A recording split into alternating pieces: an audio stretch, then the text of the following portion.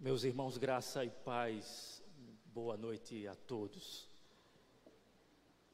Dia do Senhor, casa do Senhor, povo do Senhor reunido para prestar culto ao Senhor. Um privilégio estarmos aqui, nesta hora, nesta ocasião,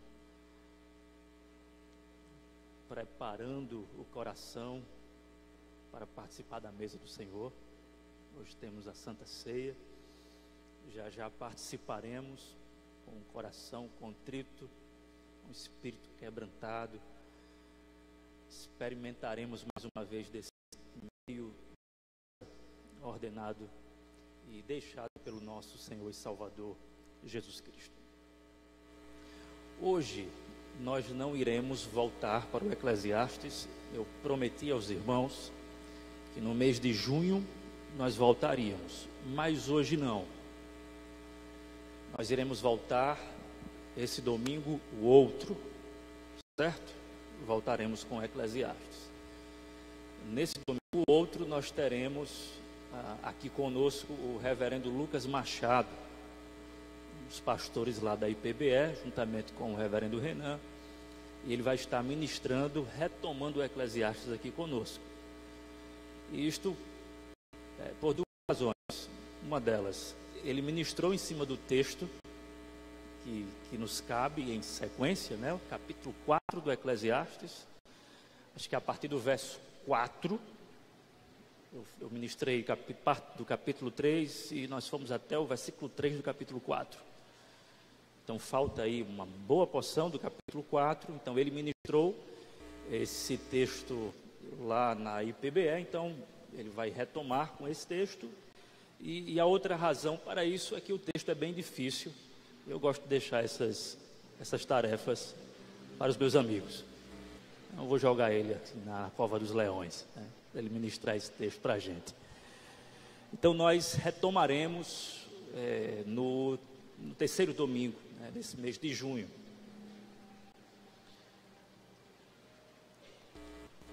Antes de fazer a leitura do texto que nos compete nesta hora, eu gostaria só de fazer uma chamada, irmãos, e incentivando ao mesmo tempo, participe da nossa escola bíblica dominical. Se você ainda não participa, se não faz parte, se não tem o hábito, o costume, venha. Nós estamos oferecendo, penso eu, o melhor. Nós temos 3 salas aqui, 3 salas funcionando, uma sala de teologia prática ou espiritual, uma sala de teologia eclesiástica e uma sala de teologia apologética. Os professores estão dando o máximo para oferecer o melhor conteúdo possível, e hoje pela manhã foi muito bom. Nós reunimos os 3 professores, né? Os 3 que estão assim mais à frente disso, levantamos algumas perguntas, tivemos um momento de bate-papo, perguntas que provocaram questões e que também nos permitiram alguns esclarecimentos. Tivemos perguntas dos irmãos, né? Então assim, foi uma manhã muito rica, uma manhã muito oportuna, como sempre, não é? Então eu gostaria aqui de deixar esse incentivo para você participar da nossa escola bíblica dominical. Eu particularmente sempre gostei muito de escola bíblica dominical. Um momento de você tirar dúvida, de você perguntar. Eu sei que nada substitui o culto público, né? O culto solene. Esse momento aqui é um momento insubstituível. Nada substitui isso aqui. Agora você também não tem a oportunidade de, no meio da pregação, me parar para perguntar alguma coisa. Mas na escola bíblica dominical tem como, né? Em algum momento você levantar a mão, tirar uma dúvida, procurar um professor, procurar um pastor, diz: pastor, estou com dúvida nisso, gostaria de saber mais sobre isso. A gente está aqui para crescer junto na graça e no conhecimento do nosso Senhor e Salvador Jesus Cristo. Bom, fica aqui o meu incentivo, que você participe.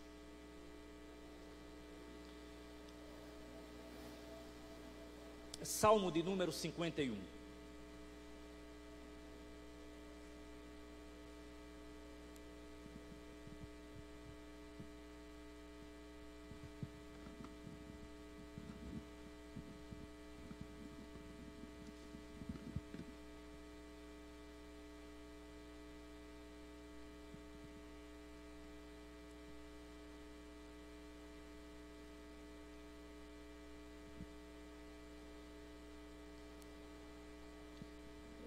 quero ler apenas parte de um verso. Eu gostaria, se possível, que você mantivesse a Bíblia aberta no livro dos Salmos, porque aqui e acolá, durante essa reflexão, eu quero me movimentar no livro dos Salmos.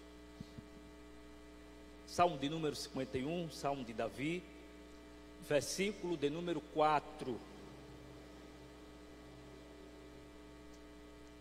Apenas a parte A. Palavras de Davi, diz assim: contra ti, somente contra ti, pequei e fiz o que tu reprovas.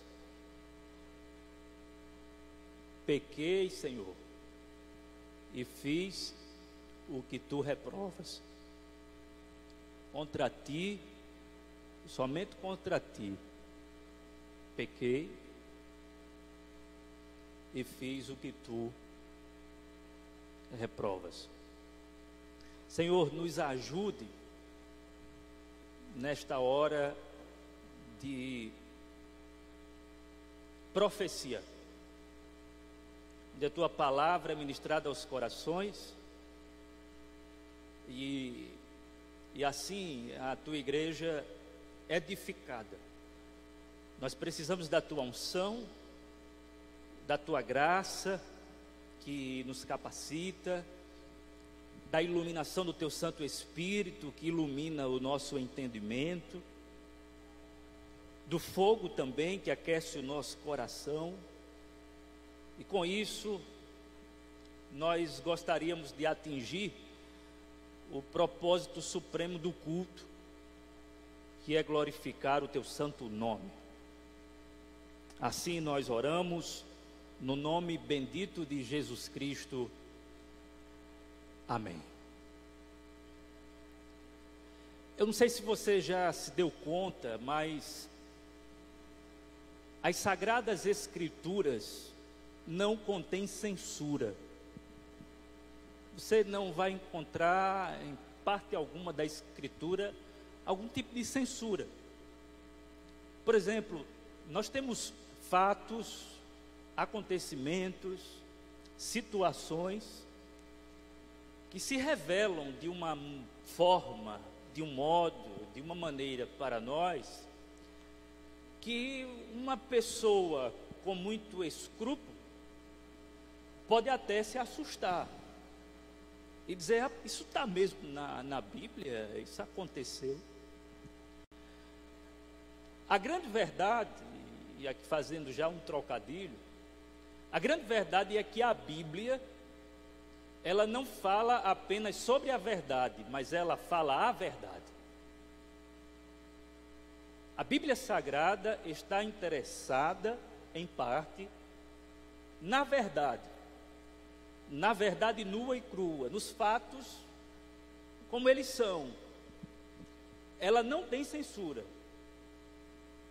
Ela apresenta, por exemplo, em enredos de novelas da vida real. Nós olhamos assim e ficamos até incomodados de certa maneira. Não há censura. Ela de fato explicita, deixa muita coisa suja no clarão da revelação. Ela não poupa os seus heróis numa tentativa e até mesmo sob o pretexto de preservar o bom testemunho ou a honra de seus heróis. A Bíblia, em momento algum, ela preserva ou salvaguarda as histórias de seus heróis. Muito pelo contrário.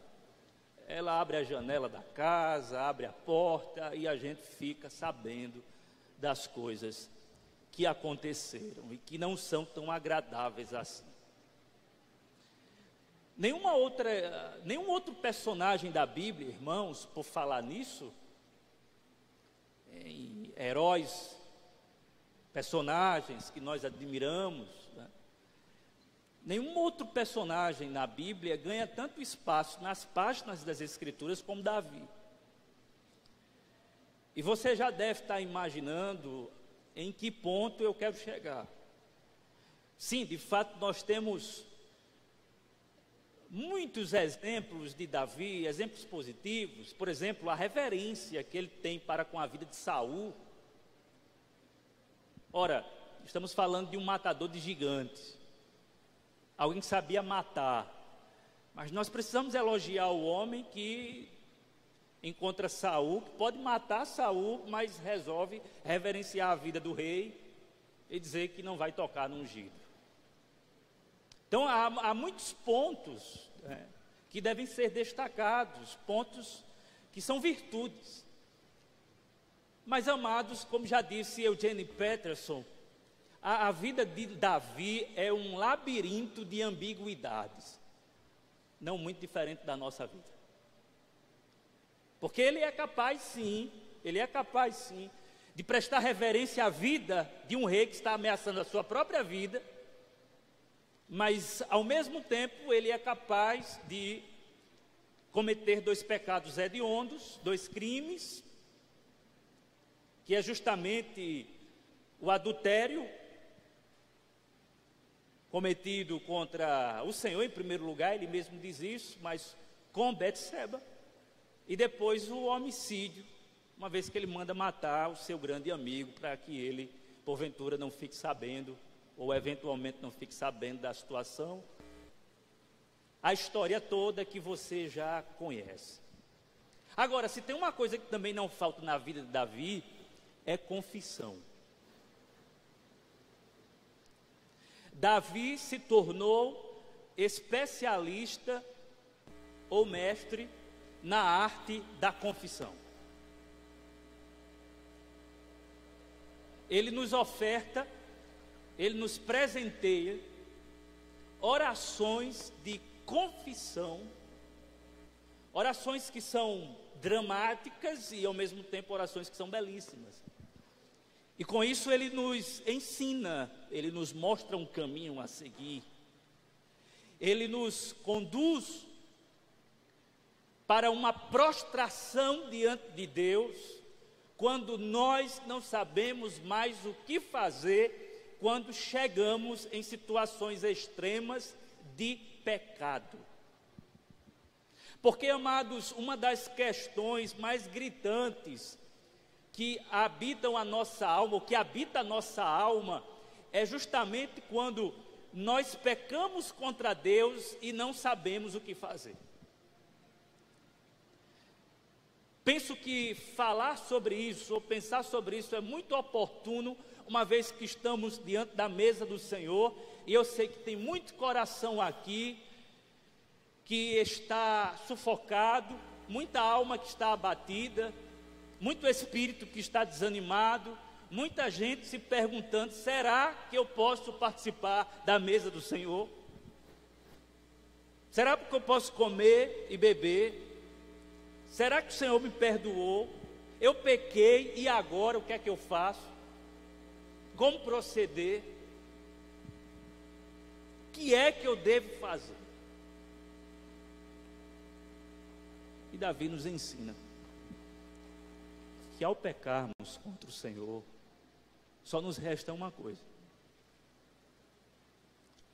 Não adianta querer reparar ou compensar os pecados. A partir de agora nunca vou faltar mais o culto, a partir de agora eu vou ser um homem mais santo. Não adianta querer reparar pecado ou compensar pecado com boas obras.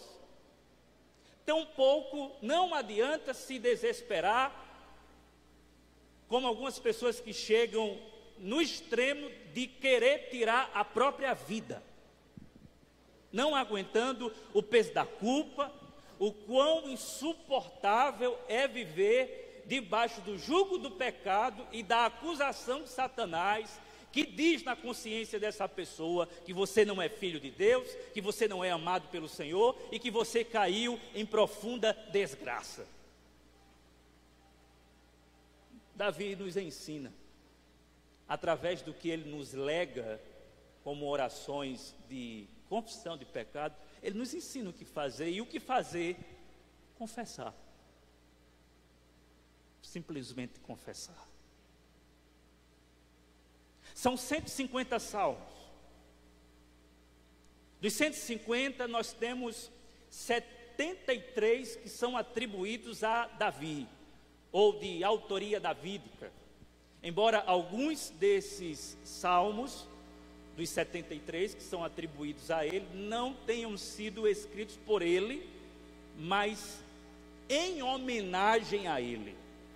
Dos 73 salmos davídicos, nós temos 7, pelo menos foi assim que a tradição cristã classificou, nós temos 7 salmos que são salmos de confissão. É o salmo de número 6, o salmo de número 32, o salmo de número 38, o salmo de número 51, o salmo de número 102, o salmo de número 130 e o salmo de número 143.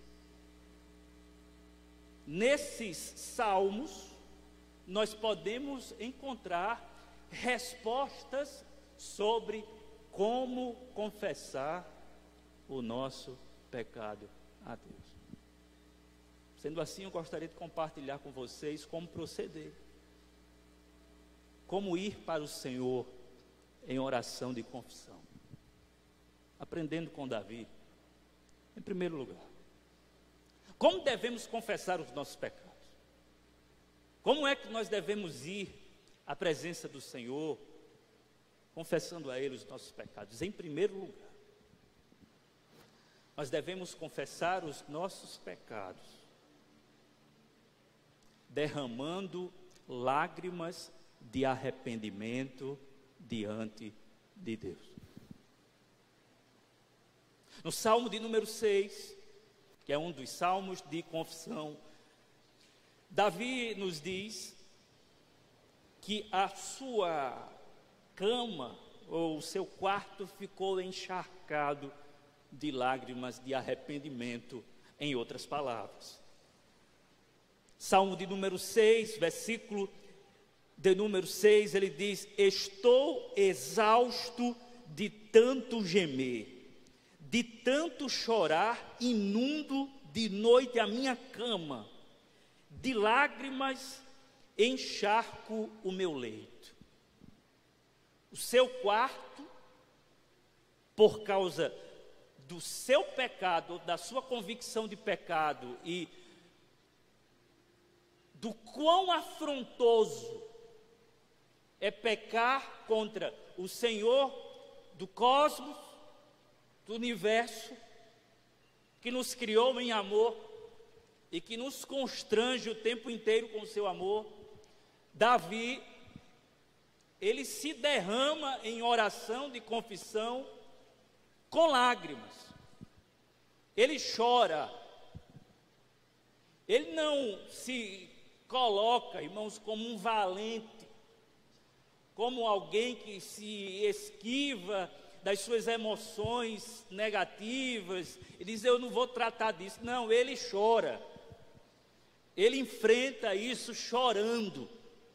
Um homem derramando lágrimas de arrependimento na presença de Deus.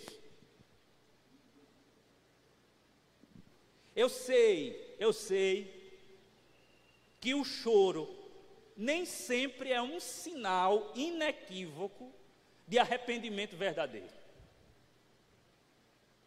Há muito choro de remorso, há muito choro que não tem relação necessária com arrependimento verdadeiro. Eu sei. Agora, nós não podemos achar que o nosso coração verdadeiramente se arrependeu, notando que o solo do nosso coração é desértico, é terra seca, é terra árida, Esse coração nosso precisa ser regado pelas nossas lágrimas, lágrimas de arrependimento. Ora, como não chorar pelos nossos pecados e pelas consequências dos nossos pecados? Como não chorar? Como se manter sisudo, sério, seco, diante do pecado que habita o nosso coração, que é uma afronta ao Senhor, e das consequências? Meus irmãos, vejam só, hospitais lotados, clínicas de recuperação para viciado, desigualdade, pobreza extrema, desastres naturais, doenças, mortes, caos, catástrofe, crimes, guerras, tudo isso acontece por causa do nosso pecado. Como nós podemos, como cristãos até, nos comportar de maneira fria, nos comportar de maneira seca, em total assim divórcio com o que acontece aqui, sabe? Este homem, segundo o coração de Deus, chorando, dizendo: Senhor, eu estou... Irmãos, a linguagem que ele usa é efusivamente dramática. Ele diz assim: eu estou exausto de tanto gemer, chorar, porque ele sabe, irmãos, que deve haver lágrimas de arrependimento. Afinal, estamos falando de pecado. Talvez, irmãos, sabe qual é um dos grandes problemas nossos? Nós diminuímos a nossa noção da gravidade do pecado. Um certo pregador puritano disse que a pedra fundamental do inferno é o pecado. Só existe inferno, irmão, só existe condenação, só existe destruição por causa do pecado. A pior coisa que existe não é o inferno. A pior coisa que existe é o pecado. Esse mal que habita em nós.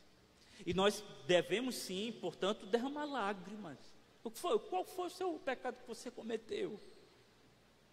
Qual foi a circunstância pecaminosa na qual você se meteu essa semana? Não é adequado derramar lágrimas diante disso? Sim, claro.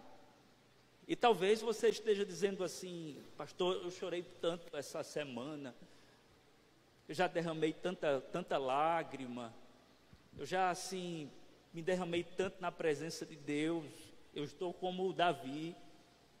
Eu estou chorando muito na presença do Senhor. Fique certa de uma coisa, o Senhor não desperdiça nenhuma lágrima que é fruto de um coração quebrantado. Ele conta as lágrimas, Ele gosta disso, Ele gosta desse sacrifício. Não que Ele tenha prazer em nos fazer sofrer por causa dos nossos pecados, mas Ele tem prazer em ver o nosso coração quebrantado na presença dEle. Ele tem prazer em ver o seu Espírito agindo no nosso íntimo, provocando assim lágrimas de arrependimento. O Senhor não ignora nenhuma de suas lágrimas. Ah, pastor, mas eu choro, aí volto, aí choro, volto. Continue regando com lágrimas. Você vai colher frutos de arrependimento, porque Deus é gracioso, Deus é cheio de misericórdia, Ele perdoa os teus pecados. Só cuidado para não se distanciar dessa temperatura de arrependimento e tornar o coração, ou chegar a um ponto do coração se tornar como uma pedra. Isso é perigoso. Uma pergunta que a gente faz é: qual foi a última vez que a gente derramou lágrimas de arrependimento? Caso não tenha mais chorado por isso, você é alguém que não chora mais, é importante isso, sabe? Fazer esse tipo de pergunta para si mesmo: o que está acontecendo comigo? Eu preciso chorar mais na presença do Senhor, preciso me arrepender da minha própria frieza, preciso me arrepender do meu próprio coração que está duro. Eu preciso chorar pelos meus pecados. Em primeiro lugar, amados, aprendendo com o mestre, o pecador que era Davi, e o grande mestre de oração, de confissão, nós precisamos confessar os nossos pecados derramando lágrimas de arrependimento. Segundo lugar, como devemos confessar os nossos pecados? Devemos confessar os nossos pecados admitindo a nossa condição pecaminosa diante de Deus.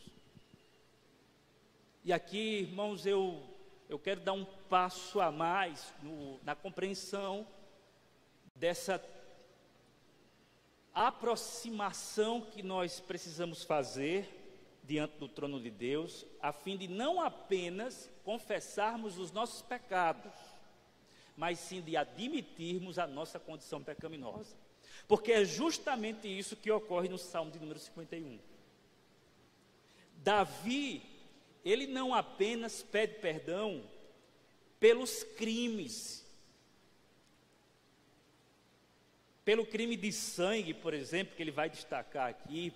Ele não apenas pede perdão por isso, mas ele se coloca na presença de Deus como alguém que é pecador. Ele admite a sua natureza pecaminosa.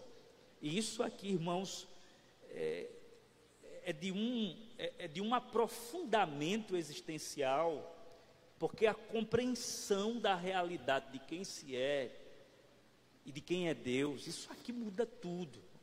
No versículo de número 5, ele diz: sei que sou pecador desde que nasci, sim, desde que me concebeu minha mãe. Nós tratamos sobre isso aqui na quarta-feira. Quarta-feira, culto de oração.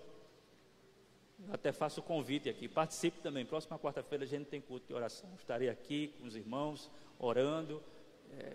Irmãs que têm vindo aqui orar antes mesmo do culto de oração, venha, participe. Estarei aqui.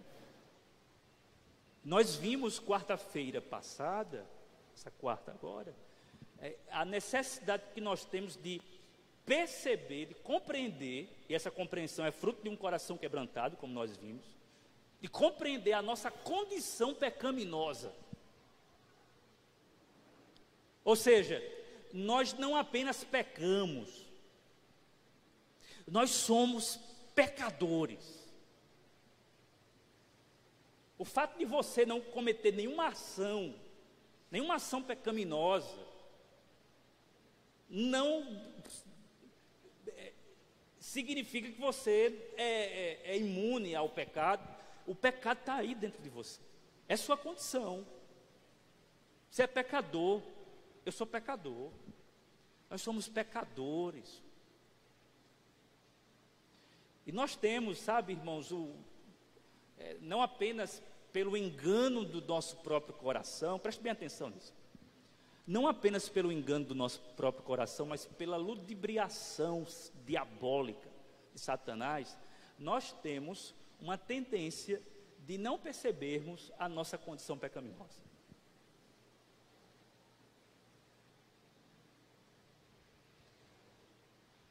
Eu estava recapitulando a confissão de Agostinho, quando ele fala dos seus pecados da adolescência.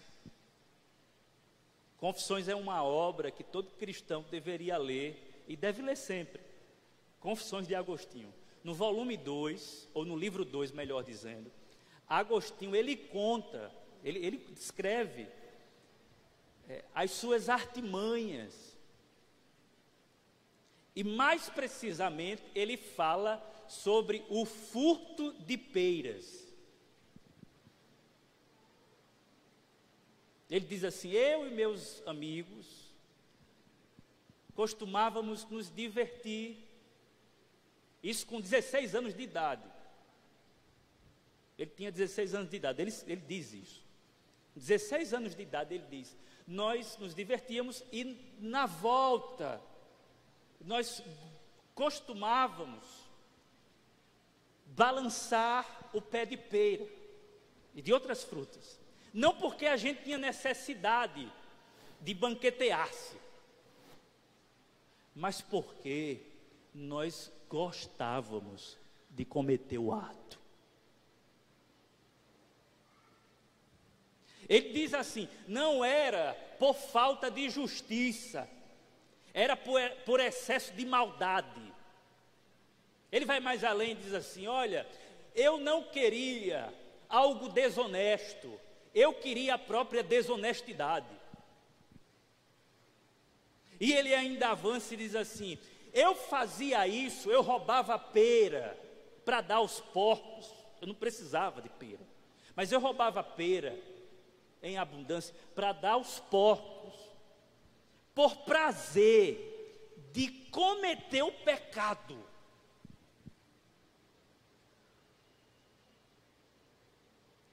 Era o prazer do erro em si.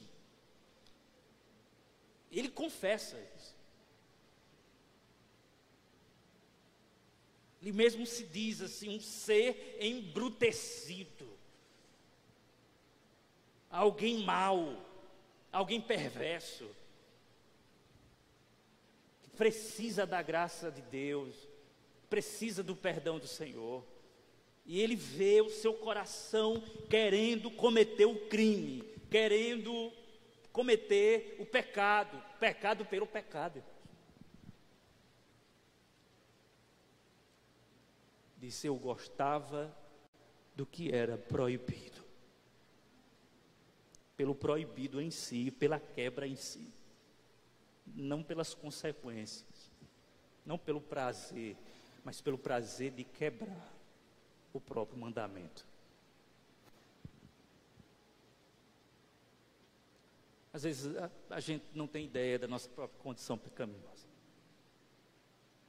Eu citei um exemplo aqui, quarta-feira, um exemplo dado pelo C.S. Lewis, quando ele, em Cartas do Diabo ao seu aprendiz. Esse é um texto, irmãos, que você não tem esse texto, adquira esse texto. Cartas de um diabo ao seu aprendiz.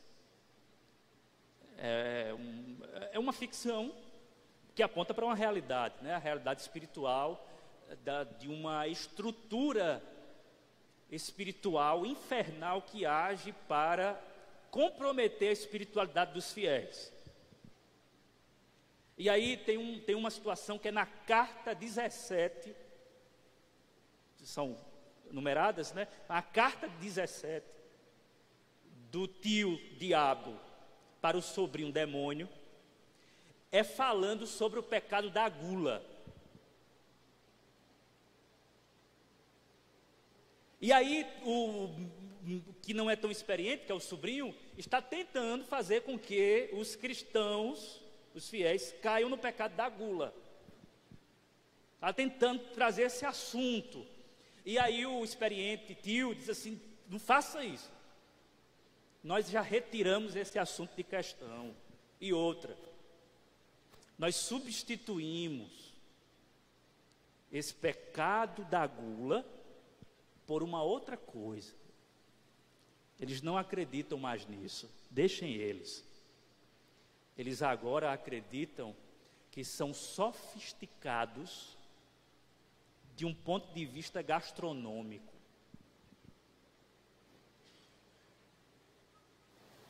É o que o diabo vai dizer para o seu sobrinho, ele chama de gula sofisticada, que já não é mais aquela coisa, sabe, de olhar para si e dizer, eu tenho esse pecado da gula. Não. Agora o sujeito olha para si e diz assim, eu sou alguém sofisticado gastronomicamente.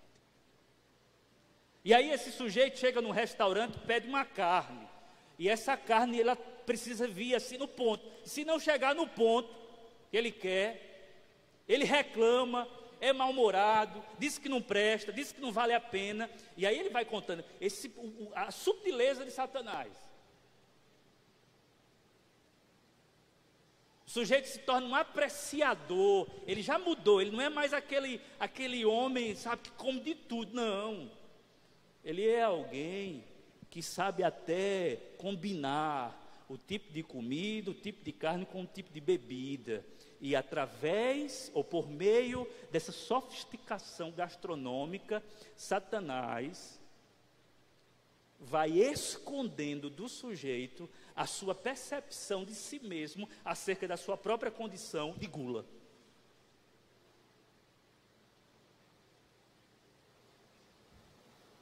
Davi, ele vai nas entranhas, ele diz, não tem muita conversa aqui não, eu sou um pecador. Ele assume a condição, sabe? Não, mas é porque isso não, eu sou um pecador. Ele assume a sua condição diante de Deus e diz, contra ti pequei. E note que ele não bota a culpa aqui em ninguém, não é? Ele não bota a culpa na mulher, ele não bota a culpa pelo fato de ter ficado ocioso, ele não bota a culpa em nada, ele diz assim, problema está em mim, problema fui eu, contra ti Senhor, contra ti pequei, eu fui concebido em pecado, minha mãe me concebeu dessa forma, minha formação é essa, minha estrutura é essa. Esse é o segundo passo, amados, que nós devemos dar na arte da confissão. Confessar os nossos pecados ao Senhor, admitindo a nossa condição miserável de pecaminosidade. Agora tem um terceiro passo. Como nós devemos confessar os nossos pecados diante de Deus? Não apenas derramando lágrimas de arrependimento, não apenas assumindo essa condição pecaminosa, mas, por fim, confiando no perdão de Deus. Salmo de número 130.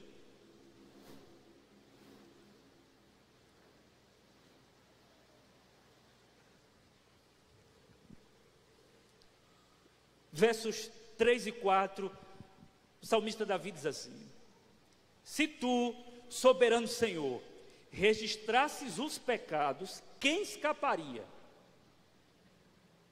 Mas contigo está o perdão para que sejas temido. Eu sou fascinado por essas palavras. Se tu, soberano Senhor, registrasses os pecados, quem escaparia? Mas contigo está o perdão para que sejas temido. Uma vez que a nossa condição é uma condição de pecado diante de Deus, e esse é o nosso estado, um estado pecaminoso, meu irmão, minha irmã, nós não podemos fazer absolutamente nada a não ser confiar no perdão de Deus. Não tem mais o que discutir, não tem mais o que fazer, não tem. Estava lembrando agora, sabe, das palavras de Chesterton, quando ele diz que o pecado é o único elemento empiricamente comprovável em todo o sistema judaico-cristão de crença. E aí ele diz assim: Deus não se vê, você não pode provar a existência de Deus. Agora você não tem como negar a existência do pecado, é empiricamente comprovável, está aí em você. Não tem como negar isso. A nossa experiência nos denuncia. Não tem como. O que é que a gente faz então? Confia única e exclusivamente no perdão de Deus. Deixa eu dizer uma coisa que a gente percebe nos 7 salmos de confissão. Em momento algum, Davi promete a Deus alguma mudança. Que é o que a gente costuma fazer em barganha com Deus. Senhor, se tu me perdoares, Senhor, se tu me livrares dessa situação, eu prometo que eu farei isso. Davi não promete nada. Não é que ele não esteja atrás de mudança, porque fica muito claro no Salmo 51, quando ele pede para ter um coração novo, ser restaurado, fica claro.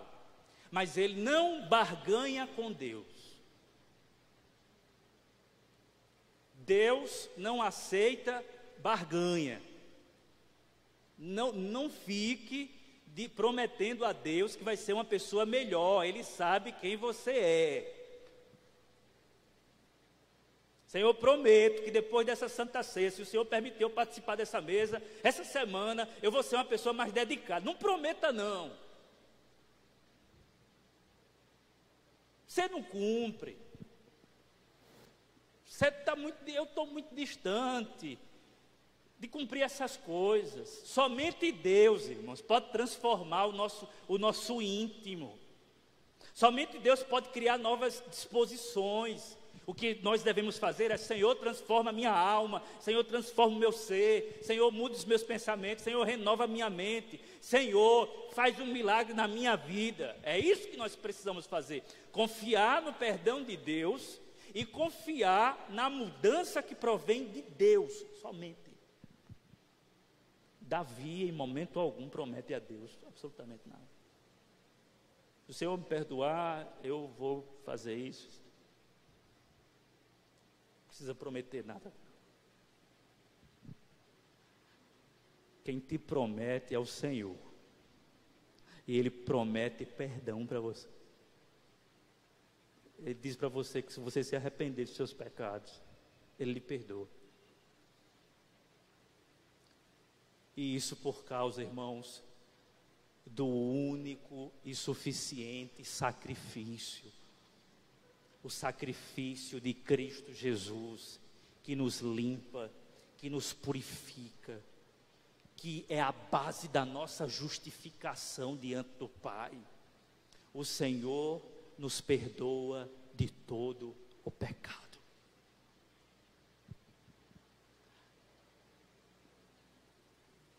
E outra,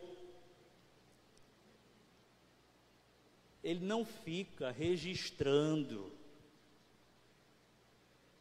sabe? Dizendo assim: olha, você já está na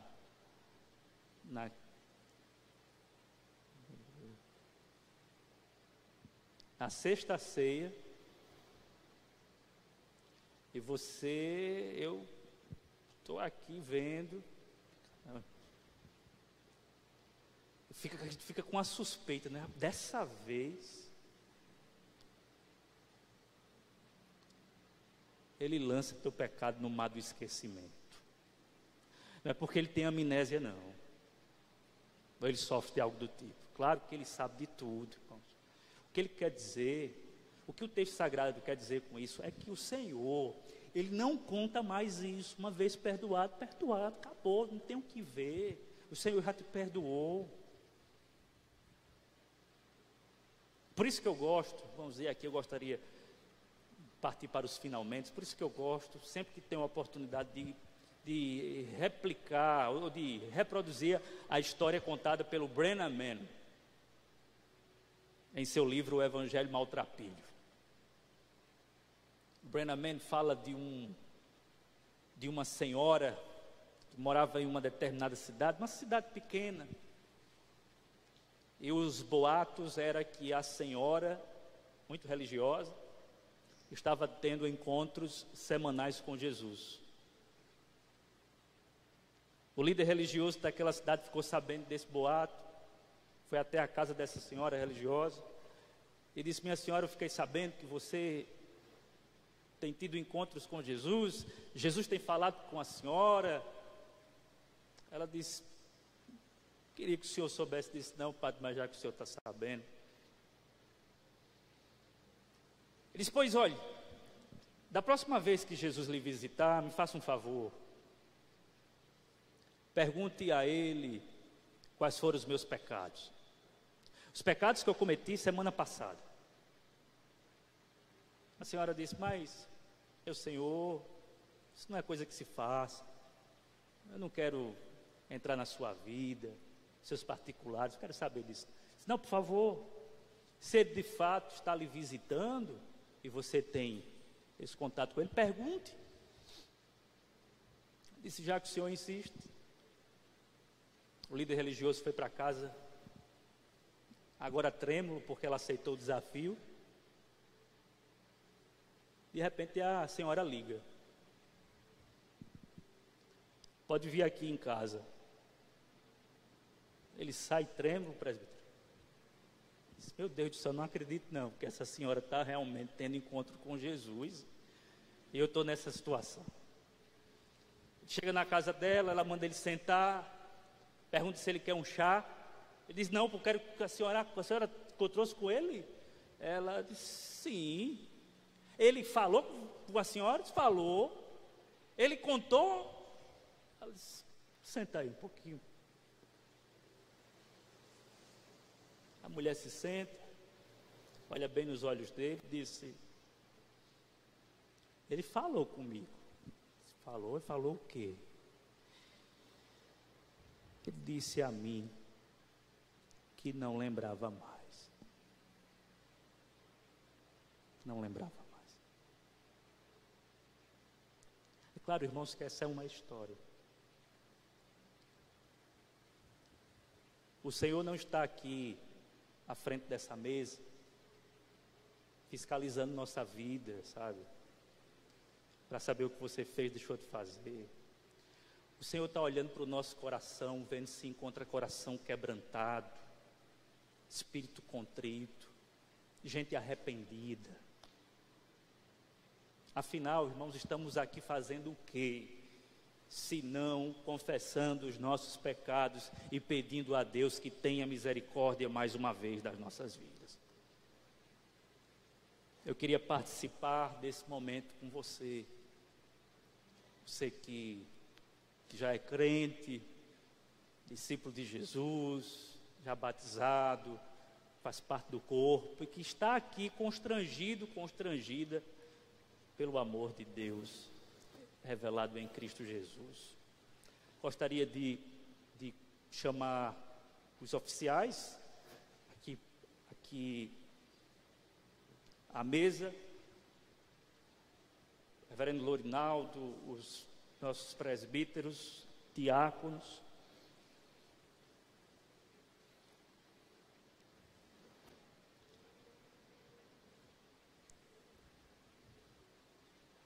Eu espero do fundo do meu coração que o Espírito tenha ministrado ao seu coração.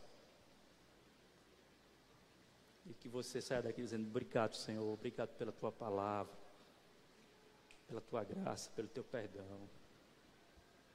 Isso muda o curso da nossa vida, irmãos. Isso muda o curso da nossa semana. Isso nos dá ânimo para enfrentar mais uma vez as batalhas, para enfrentar a tríade: o mundo, a carne e o diabo. Sem o perdão fica difícil, mas com o perdão do nosso Senhor e Salvador, aí dá para a gente enfrentar. E dá para a gente dizer: Ele me perdoou, Ele nos perdoou. Nós somos o povo perdoado pelo Senhor. Você crê nisso? Você crê que o Senhor perdoou os seus pecados? E que a Santa Ceia, ou a mesa do Senhor, comunica justamente isso? É uma prova disso. Ele deixou isso como uma pregação visível e dramática do que Ele fez por você, por mim, pela igreja.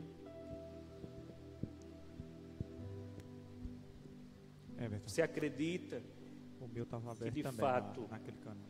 Ele derramou o sangue dele para perdoar os seus pecados? falta de confiança nisso, irmãos, é incredulidade. Agora deixa eu dizer uma coisa. O Senhor morreu até pela nossa incredulidade. Talvez você esteja em dúvida ainda, sendo incrédulo, mas será que isso é verdade? É verdade, meu irmão. A morte dele é poderosa para libertar você até da sua incredulidade. Produzir fé e arrependimento nesse momento, para que você confie no sacrifício de Cristo Jesus.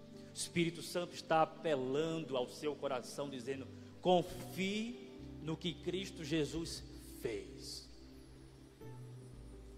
Não é sobre o que você fez, é sobre o que Jesus fez. Não é sobre a sua renúncia, é sobre a renúncia do Filho de Deus. Não é sobre o seu nome, é sobre o nome que é sobre todo nome. O nome de Jesus Cristo, nosso Senhor e Salvador. Eu gostaria de orar com vocês. Você pode baixar a sua fronte,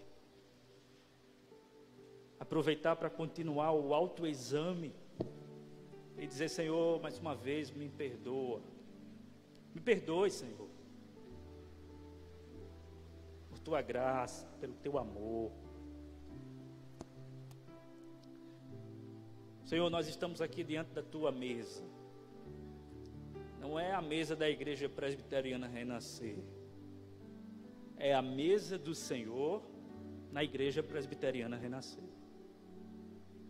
E os membros da Igreja Presbiteriana Renascer, como também membros de outras igrejas que comungam da mesma fé, que compartilham da mesma graça, que experimentam do mesmo perdão, também participarão conosco. Que o teu amor continue nos constrangendo. Abençoe os elementos, o pão,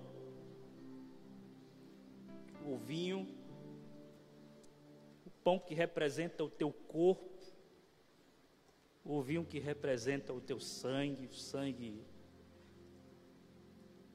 da nova aliança. Nos permita então, a partir dessa experiência de graça, desse meio,